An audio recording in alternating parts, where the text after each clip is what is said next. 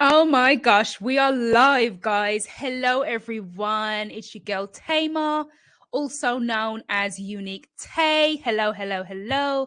Good morning, good afternoon, and good evening, wherever you are around the world. Let's get straight to it. So, today I am going live. Oh my God. I'm going live and talking about living with dyslexia as an adult in today's fast paced modern society, whatever you call it. And I did a live the other day called My Dyslexic Story from Childhood to Adulthood or to Adolescence, teenage. So if you've not already checked out that past live, I highly suggest you do because I go way back to my early memories. I do not hold back, up close and personal, very vulnerable in that live. And I had a really great time talking with you guys, and I just hope you all left feeling inspired and confident to all my dear dyslexics out there. And part 2 today, I'm going to talk mainly about living with dyslexia as an adult. Whether you have dyslexia or not, I just want to say thank you so much for joining me live today. Oh my God, I'm so nervous, like excited nervous in a way, because this has been on my chest for so long just to talk about it. Not like it's a top secret and not like there's anything to be ashamed of. It's just like use your voice, and share your story because it can make a difference to others. Can I get an amen, guys? Yeah. Right. So come on in. Go and get yourself a drink. I don't know what you want to, I don't know what you like to drink. Coffee, tea, rum, smoothie, whatever it is. Go and grab something, get your headphones, kick back. Let's have a chit chat. And to all my dear dyslexics out there who are listening right now, and to everyone who identifies as neurodiverse, yeah, I just want to say I got you. Okay, I got you back. And if it wasn't for us, this world would not be a creative world. There's so many positives about us that we need to champion more. It's not all bad news. It's not all bad news being dyslexic. I am proud to be dyslexic. It makes up who I am today. And the world around me that I create is as a result, bleh, can't get my words out. There we go. What was I trying to say now? I forgot already. Trying to make the world go round. Something like that I just said, yep. So, first things first, guys, talk to me because I went live the other day. I've been live in the past before, and you may or may not already know, I like to share videos. I like to create this content of my lifestyle. I mainly talk about dance, like my dance lifestyle, my dance journey, called Tay's Creative Journey. If you hashtag Tay's Creative Journey, you might find a lot of content there. And being like an entrepreneur in this creative space. And I'd love to hear from you. Like, what do you like to see and hear from me? Talking about dyslexia on my space, my channel today, is something totally different. I never usually talk about this ever, if I'll be honest with you. It's something completely different. It's been on my chest for ages anyway. So I just want to know what resonates with you. What do you like to see from me?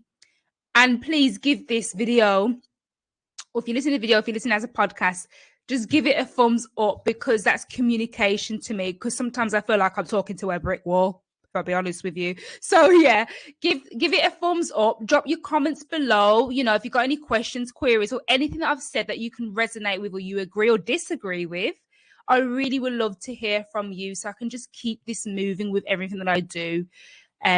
Yeah. Okay, a lot of talking. First things first, purple hair vibes. Purple hair don't care. Purple lipstick on today. I got my Harry Potter specs on. That is so my style. I love Harry Potter. I've actually got tea today, guys. Lots of tea. And I'm wondering whether to put my headphones on or not. I may put them on in a minute. I haven't decided yet. And I think, again, let's do my dyslexia. I'm so indecisive. I'm like, do I want to do this or not? Anyway. So, again, for those who are popping in later, I know everyone's coming in a bit later. I'm Tamar, also known as Unique Tay. I'm UK based. I am a dance producer. I produce dance. Okay, that's what it is.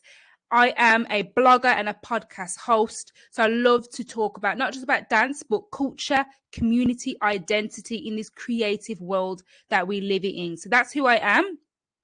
So you can just Google me. You can Google anybody these days. So be careful what you put out there, guys. All right, let's get straight to the point. So today we are specifically talking about living with dyslexia as an adult. So I really want to keep it relevant and try and talk about the last 5 years of my life if I can. And I've got my notes here, by the way, my sticky notes, so I stay on point. So I really want to talk more about my experience in the workplace, throughout my adulthood life, because it has varied. I want to talk about just general day-to-day life as a dyslexic individual, because it does have its struggles. Let's get real. It can be a struggle some days. It can feel like a challenge. And there's days where obviously when I wake up, I don't wake up thinking dyslexia. I'm not like that, but I forget. I generally forget. And I'm like, why am I struggling and stressing out over this thing? Why am I spending so much time and so much energy on this one thing for so long? People who are dyslexic will get this, will get what I'm saying. It's really frustrating. So I really want to talk about general day-to-day, just errands in life, workplace, and then also like relationships, friendships, with people, communicating with people can have its challenges, because sometimes I feel nobody gets me. Sometimes I feel like nobody is understanding what I'm trying to say. And then obviously, let's talk about the positives and the fun facts, because there's so many fun facts about dyslexia, for all people, childhood to adulthood. Okay, I'll try and drop a few links in the description box. But like I said, keep communicating with me. Give it a thumbs up. Just comment below. Agree or disagree, because I'm open-minded. I don't get offended if people disagree with me, but just be nice. That's all. Okay, energy you give out, you get back. Let's go, guys. So in my last live, when I talked about my childhood experiences living with dyslexia, I go way back. I am so up close and personal and very vulnerable. I don't even pause. I don't even think. Okay, I highly suggest you go and watch that. That's for all people. I think it may be relevant for parents actually, or carers, to watch that if you've got children or young people in your care, or your supervision who you feel could have dyslexia or any kind of neurodiverse need. Yeah. So go and watch that one. And what I explain in there is that my early memories, what I remember vividly as a child when I first felt different. I won't say when I first knew I had dyslexia, because I never knew I had dyslexia. Nobody was talking about dyslexia. I never even knew the term dyslexia even existed. I don't think anybody was talking about it then like that as well, because over time we advance and grow as a society. Yeah. So my early memories, just to recap, especially for those who haven't watched that live, I'll give you a quick 2-minute recap. Yeah. So my earliest memories were in Key Stage 2, which is in the UK. How old are you? Well, I was about 9 or 10. This is before high school. So in primary school, always put on the same table with the same students, with this extra assistant tutor, and I always felt like, why are you here? And why am I placed here? I always just felt like I processed things and I learned things in such a different way to the other pupils in my class. And I just didn't get it. I didn't even have the confidence to speak up and say, why? What's this about? So those were my early memories. And then my mother would reflect back to me on her early memories was a lot younger, which going way back to age 3 or age 4 years old, to toddler, when she realized that I wasn't picking up any sounds. So it came from my sounds and the surrounding and auditory. So what's it called?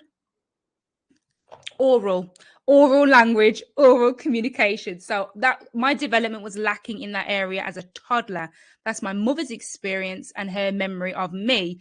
And I think it's really fascinating, go and talk with your parents, your carers, your brothers and sisters, and just go way back and just, explore who you are and where you've come from.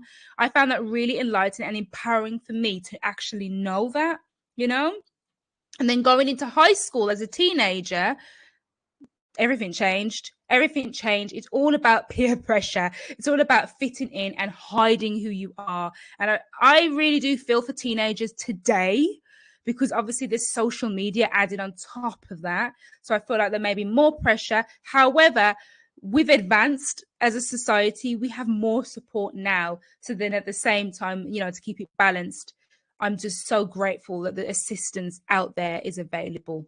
Yeah, I hope that makes sense. Anyway, so Harry Potter vibes. Okay, so I don't even know where to start as an adult. As an adult, I think first things first, you know, in the workplace itself, you know, when I left school, I got a job pretty much, well, I won't say straight away, like a year after I left school. I think I was about 17, got my first job and stuff like that.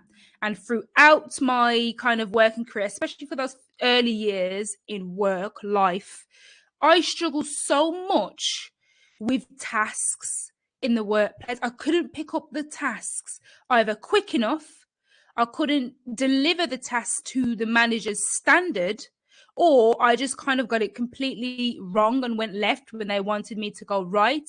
And sad to say, I was humiliated on numerous occasions in the workplace by managers and by other colleagues that I wasn't getting things right. And the humiliation really takes a toll on your just emotional well-being. And it took a toll a lot on my self-esteem.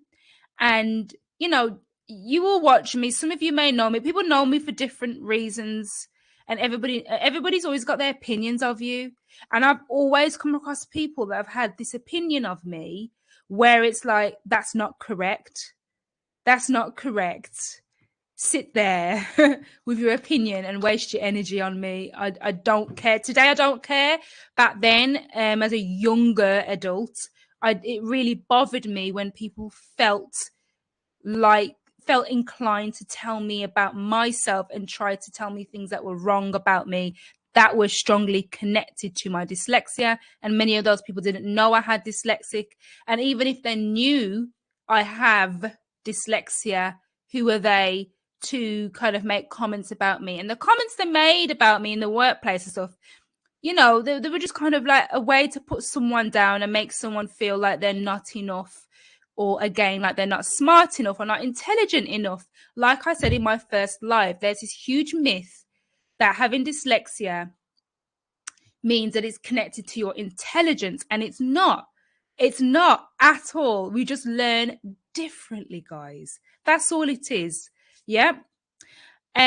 So I'll give you some examples. You know, there could be, you know, a task. You know, I used to work in retail. That used to be one of my jobs when you leave school, like as a young, you know, between like age 19 to like 21, 22, something like that. You know, I was in retail, could be working with clothing, with customer service behind the till, which used to make me so nervous working behind the till, because you had to work at a very quick pace if there's a long queue. And then obviously you're dealing with numbers and calculations. And then also you're having to talk at the same time, even though the till has its calculator. Yeah. It used to freak me out so much. And I used to get really chest pains, literally working behind the till, trying to work quicker. And there were many times where I did make wrong calculations working behind the till in retail.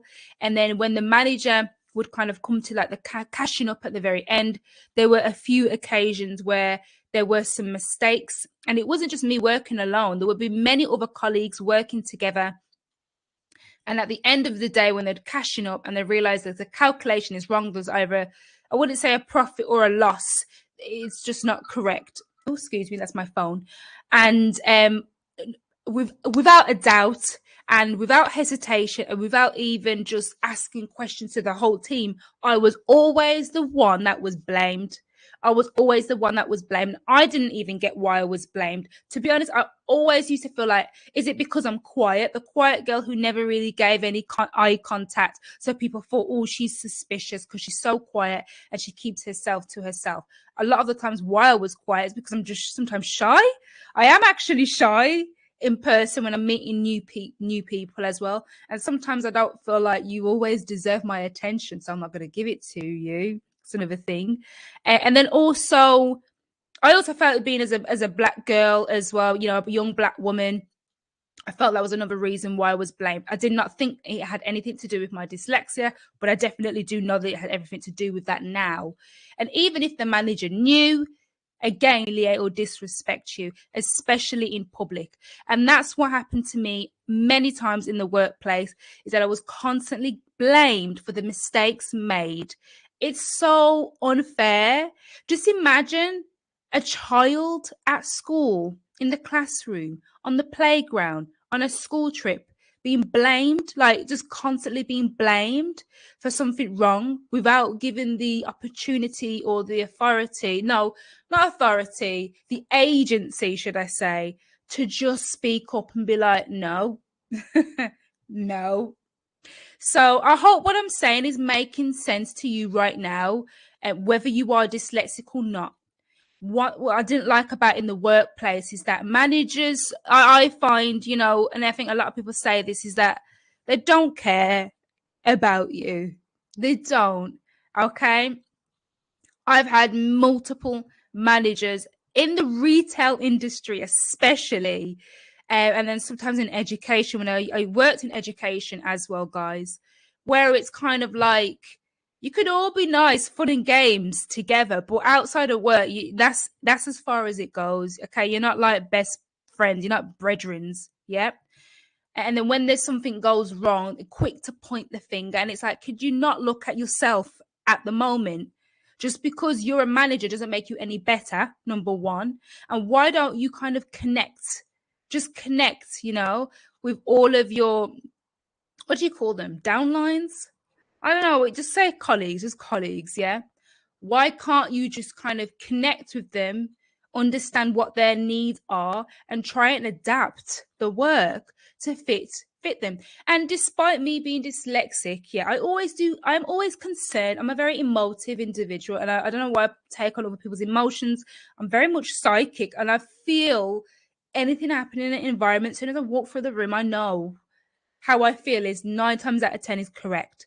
So I always had this feeling like I used to be awakened, you know, when I left school and college, and those first 3 to 5 years in work, those early years in work, I always used to be like, there's no disabled people here. There's no disabled people here in the workplace. And then I didn't understand the term of invisible disability, you know, or hidden disabilities. Yeah, and obviously dyslexia is one, really. So obviously a lot of the time, everyone doesn't always disclose. People don't always, you know, it's a choice. You don't have to disclose. That's one thing I didn't realize and pick up in the workplace, you know, living with dyslexia as an adult, as a young adult. And also I was pretty much, you know, I didn't understand the different nuances of disabilities. However, how I felt and how I feel today as well, with living with any kind of disability in the workplace, it still needs to be addressed. We're talking about EDI. What's it? Equality, diversity, and inclusion. It means different things to different people, you know? And I don't always see that representation of people with disabilities, you know, be given a fair opportunity in the workplace environment. Yeah. And that's something that I just used to pick up, and it used to touch me so much, because not just because of that, but because going back to my childhood at school, high school, college, and just the treatments that I received, that I was different and an outcast to this group, you know? So I carried that feeling into adulthood and into the workplace, where I was a bit like, oh, I wonder why there's not enough people with disabilities here. Is it because they feel like we can't do the job properly? And being humiliated, being made to feel small as well. I've come such a long way, guys. I've grown so much. I've grown so much. My mindset has changed around that perception as well. And nobody's going to tell me nothing. Nobody's going to tell me nothing. I'm going to tell you this now. Knowledge is power, guys. Knowledge is power. Even when you have knowledge, you need to execute it.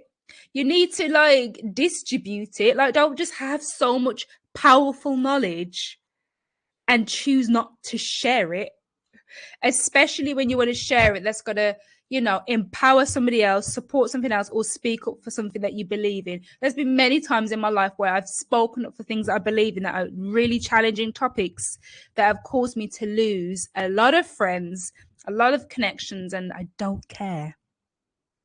Yeah. So that's just a very, very brief overview of my workplace experience with dyslexia. If anything I've said right now, just drop a comment below, or you can just reach out to me another day privately. That's fine. About that. And what I could say as well, I think now coming into like the recent years, let's say, 3 years or so, not only do I feel more confident with living with dyslexia and, in the workplace, there's still this kind of underlying challenge. And the challenge I personally have is asking for help. Asking for help.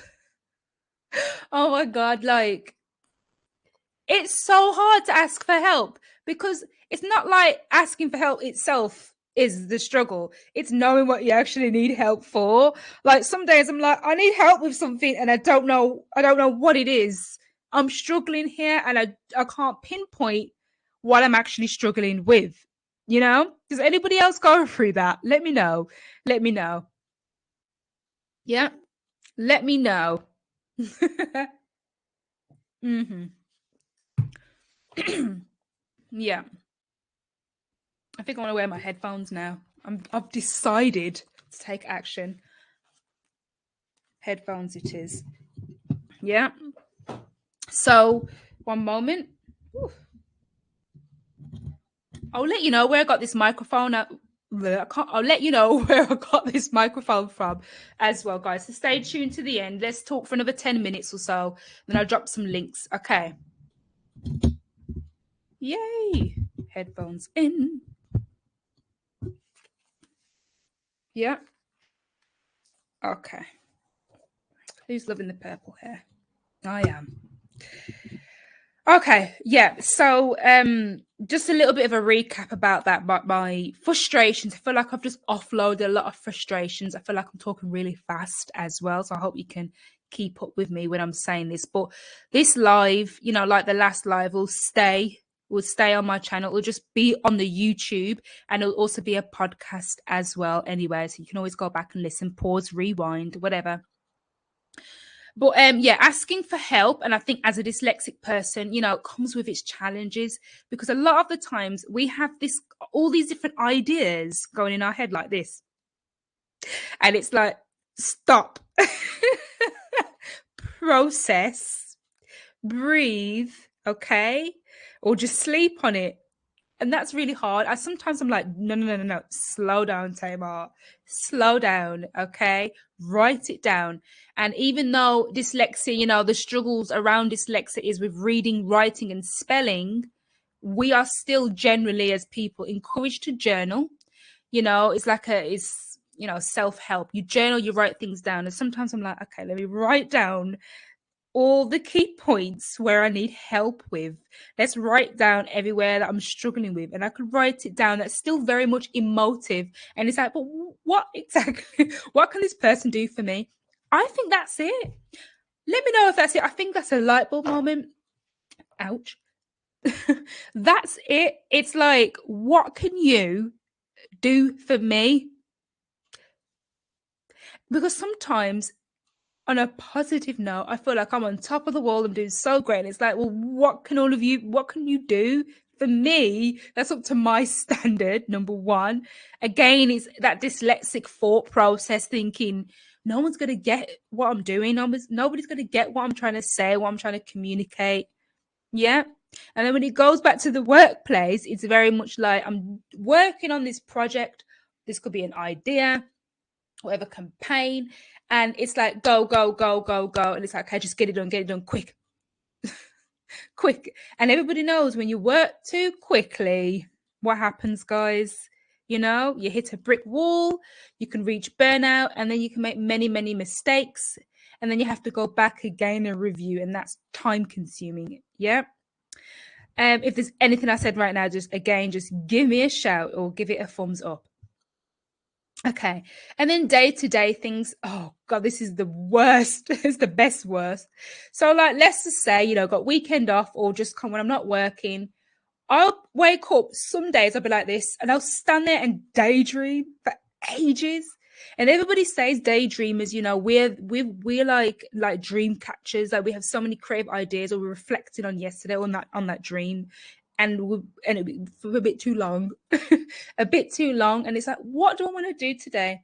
I'm going to do this, but then no, I'm going to do that. And I can get easily distracted, so easily distracted, that I forget what I was meant to do. I could have a list of things like, we're going to do some food shopping today. I need to go in town, go to the bank, for instance, go to the post office. Yeah. Call so-and-so and talk with my mom on the phone or something, or call my sister. And then, there could be other things on the task, like check up on emails. There's that one. Check the emails and reply back to the emails. These tasks can get bigger and bigger and bigger and bigger and bigger. And then I become so overwhelmed that I either don't do any of them in the end, or I've done one and I'm still like going back to that one for so long. And it just sticks in my head. And I feel like a failure if I haven't managed to tick off everything else on the list. And being dyslexic anyway, not just reading, writing and spelling, we also have memory. Yeah, we have process, we have organizational skills and planning. Yeah, there's different nuances and areas in being dyslexic. Yeah, that's part of our day-to-day struggles that we should just champion a little bit more and just get the support, the assistance, the aid to help us conquer that. That's all it is really. And then there's comprehension, listening and reading comprehension, for instance. So I could perceive information totally different to others. That happened. I think that's one of my biggest things actually, is comprehension, and then the time and the process to process that information as well. Okay. And those are some of my living day-to-day experiences, as an adult with dyslexia. Yeah.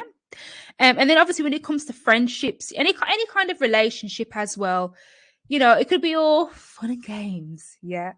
When it comes to communicating like a request, when it comes to communicating something I feel can be complex, I get high anxiety because I worry that I'd either hurt or upset the other person by the truth, or I'd worry that they just won't understand what I'm trying to say. And when I think that, it actually does happen. It manifests strangely. Communicating a complex information to any person in my life. It could be a friend, could be a partner, could be siblings, it could be at work. This is only with complex info. And it's like, Tamar, get to the point. Get to the point. I really want to just touch, I'm just watching the time. I really want to touch upon anxiety and stress. There's a lot of anxiety and stress, living with dyslexia. I feel like it comes up a lot more as an adult, especially if you as an adult never got the support you needed as a child, and growing up, then there's even more anxiety and stress. And especially if you're in an environment that's already a stressful environment, that just doesn't help. Yeah.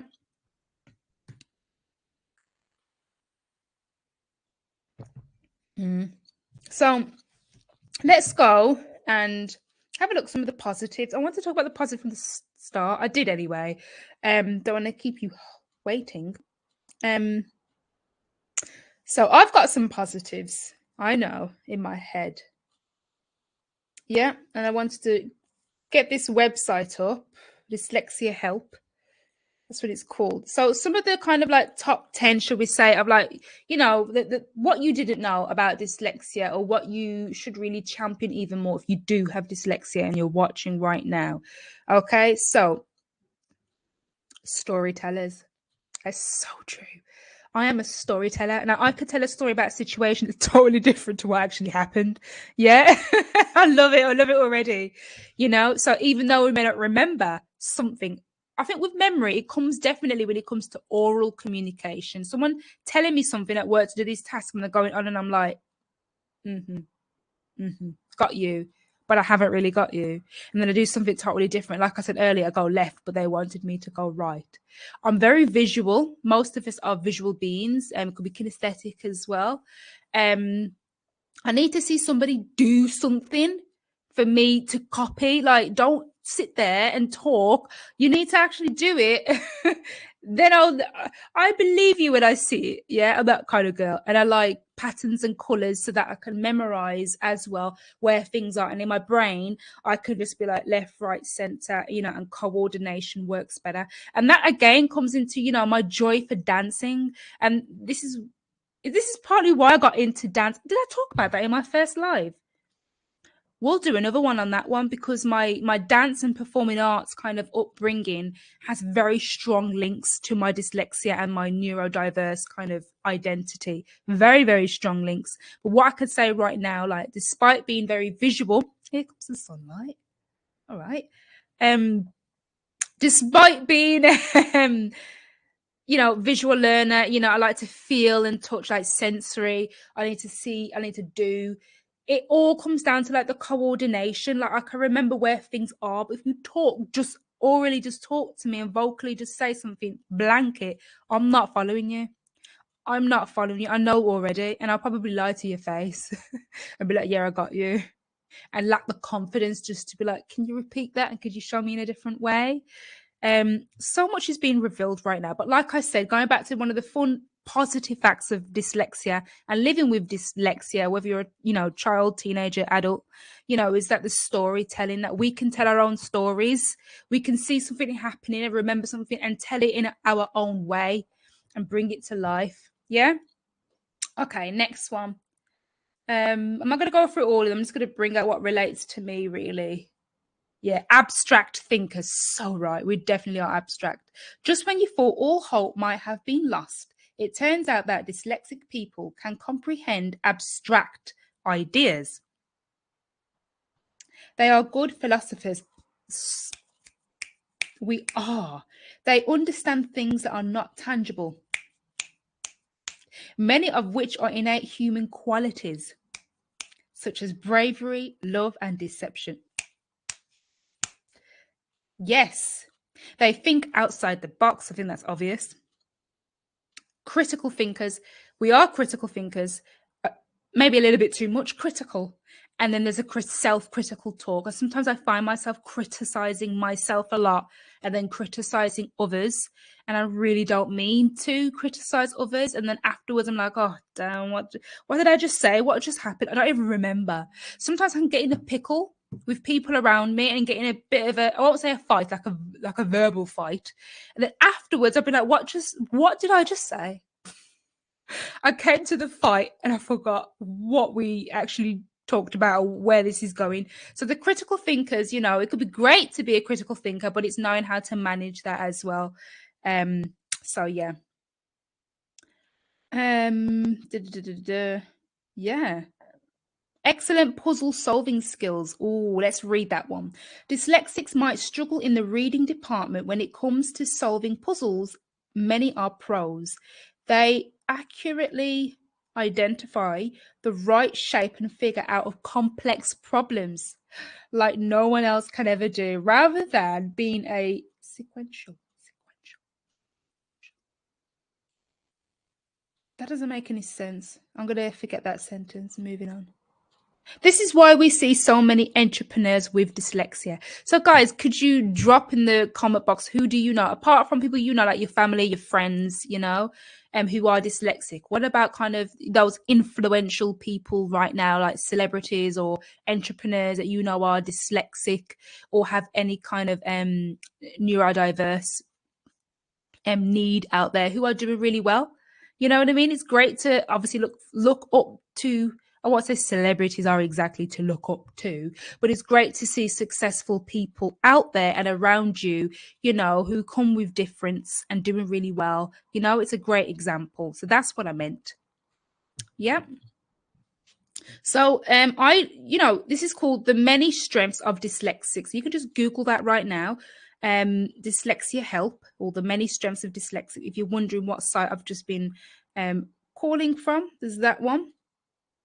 And then also generally, like in the UK, that is United Kingdom, in case anyone's listening, watching from abroad or from far seas, there's many different societies and communities, that you could reach out to get like an assessment, to obviously for some resources, to be signposted, like who do I go to, where to, like any practitioners, or getting additional support, anything out there, especially with technology.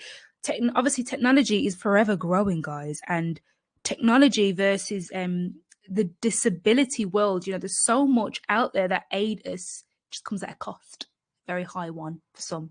When I went to university, and I didn't say this before, I did get some really great technology to assist me and aid me throughout my degree, and it was with the DSA. Is it Disability Student Allowance? DSA is what I applied for. It was like almost 10 years ago. And I got a laptop. Now, on the laptop, there were specialist softwares. I can't ever remember off the top of my head. Somebody help me. What are they called? Dragon Pro was one. Word something like speak to speech, very advanced one. And it was so good because it just enabled, I used to talk to the laptop basically, and it would just magically just type. Yeah, well, that was the advanced technology. There was so many different other ones. I got a really great headphone set. What I'm using right now, my laptop actually is like a stand that puts it up so that I can see at a great vision as well. And then even though I wear glasses, guys, as a dyslexic, and this is another common area in like some of the symptoms with dyslexia as well, is kind of like the vision. So it's not like I have poor vision. I have really bad strained vision. So I can't take it off. Oh, so sometimes when there's a lot of light, and sometimes like on the screen, if I didn't have an overlay, we'll get onto overlays in a minute, my eyes can sometimes get really strained very, very quickly. And then I have the light, like my brother may know this actually. I think he's noticed this before. Maybe people who are very close to me will know that I always turn the light down. I turn it right down on the I forgot already, what was I going to say? On the laptop.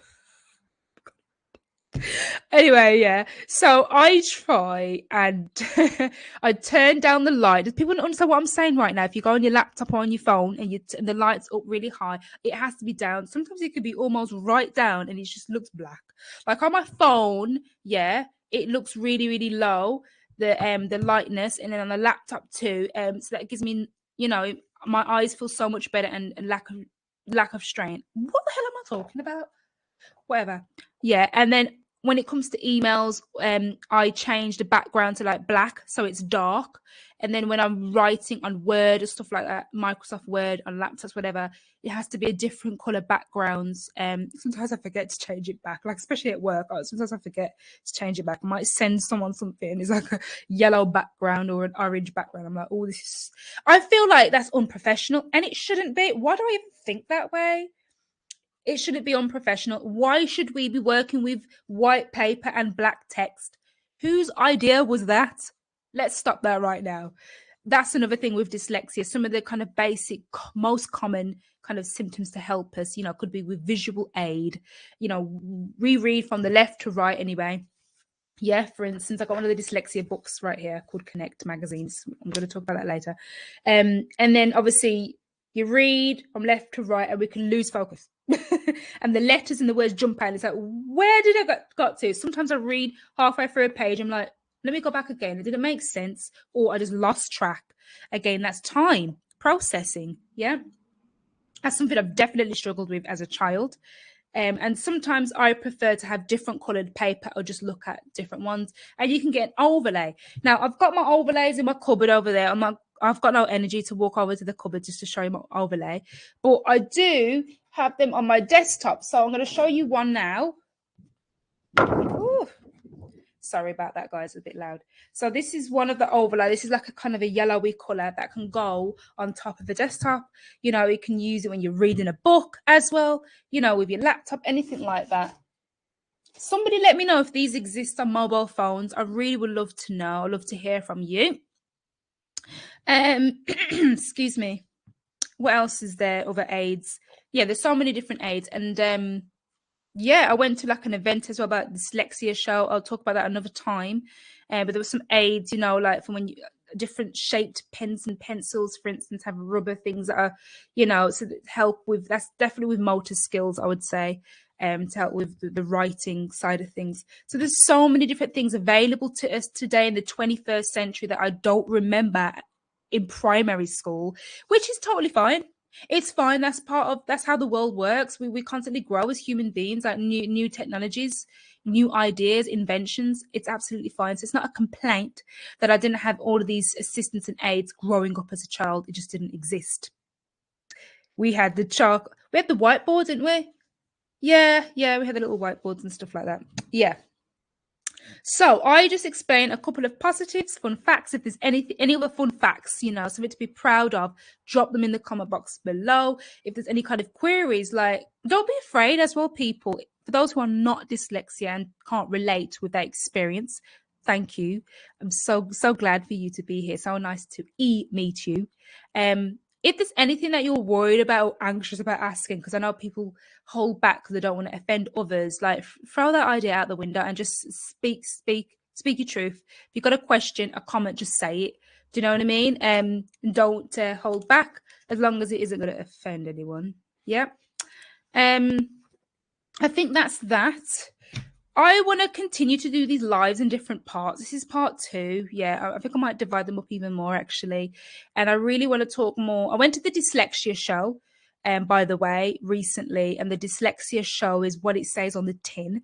It's an entire, I won't say conference style. It's like got mini seminars, lectures, and it's a chance to network with other people from that community, a chance to kind of learn more. The Dyslexia show was absolutely amazing. I want to really share a review on that. So watch this space. Watch this space. I got a lot to say about that. Pros and the cons. And then there's some magazines I've picked up that I will show. This is what it looks like. I'm going to show you now. Dyslexia Show 2022. They came to Birmingham. The magazine is really great read. I haven't finished reading it yet, but what I really like on one of the articles, dyslexia is not a barrier to success. Repeat, dyslexia is not a barrier to success. Okay, I hope everyone is feeling blessed today. I'll try and update this video and drop some links as well after. But like I said, in the UK, just check out the British Dyslexia Association, for instance, and that will just give you a gateway. And then also there's even mini societies as well, like for like cultural communities as well, regarding hidden disabilities or neurodiverse people as well, from cultural backgrounds and stuff like that. But yeah, I'll talk more about that another time. Thank you for listening for this long. I always say I'm not going to talk for too long, but I do talk because I have a lot to get off my chest. And if you've watched throughout this clip today, I hope you have a blessed day today and tomorrow. And like I said, stay subscribed. Yeah, subscribe to my channel and follow along the work that I do as well. That's how you stay updated. And I'm not trying. This is what I'm going to do. I'm focusing my energy on podcasting and YouTube. Yes, or vlogging as well. So those are the 2 main core places where I'd be over the next year, basically. Okay. Thank you so much. Have a fab day, and I will see